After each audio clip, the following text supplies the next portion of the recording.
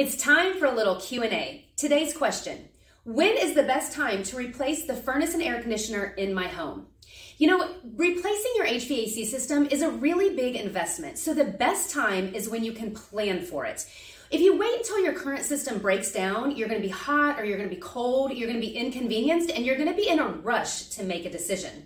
There are a lot of things to think about when you're looking at replacing that furnace and air conditioner. What type of efficiencies do you want? What kind of technology do you want for your home? What type of warranty do you want? Do you want to look at resolving some other issues in your home, like fixing those hot and cold spots, maybe controlling humidity, or looking at clean air? So there's a lot to think about and a lot to go into that decision. If you wait until your current system breaks down, you're rushed to do so. If you plan for it, you have the time to be really comfortable and make the best choice for you and your family.